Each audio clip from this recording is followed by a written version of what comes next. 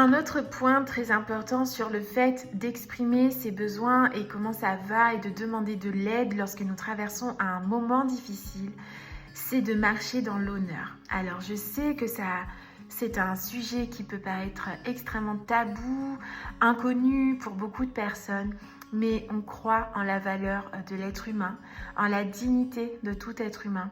Et il nous semble qu'il est important d'honorer les gens et de les considérer de la plus belle et de la plus sérieuse façon qu'ils soient.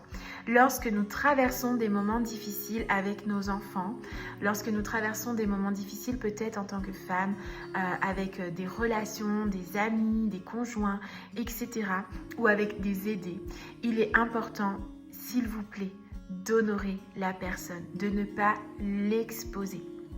Je m'explique.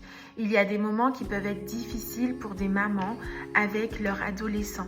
Mais l'adolescent est en train de traverser un moment qui est compliqué pour lui.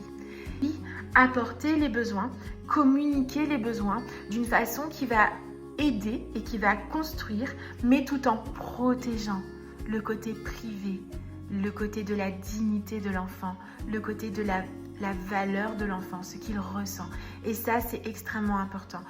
Il m'arrive parfois de rencontrer des femmes en séance qui vraiment peuvent être dures dans leurs propos quant à leur enfant, quant à leur conjoint, quant à la relation qui leur a fait de la peine et qui vont venir m'exprimer des choses qui sont privées, qui ne me concernent pas et qui ne concernent pas la construction et le mieux-être de la situation. Donc oui, on apprend à communiquer les besoins, on apprend à communiquer les choses, mais de la bonne façon, tout en respectant le côté privé et tout en honorant la personne et en respectant sa dignité.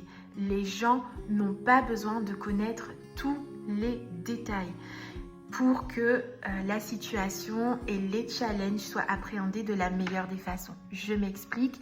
En tant que thérapeute, je peux avoir des dames qui vont venir me voir pour me partager des moments difficiles qu'elles traversent. Ça peut être sur le sexe, l'intimité dans leur vie, ça peut être sur des émotions profondes qu'elles sont en train de processer par rapport à leur conjoint, etc. Je suis là, j'écoute, j'accueille, mais il y a des détails de la vie privée que je n'ai pas besoin de savoir et je n'ai pas besoin par exemple d'entendre le mari se faire traiter de tous les non-dits possibles et inimaginables. En aucun cas, ça va m'aider à construire mon accompagnement et ma thérapie.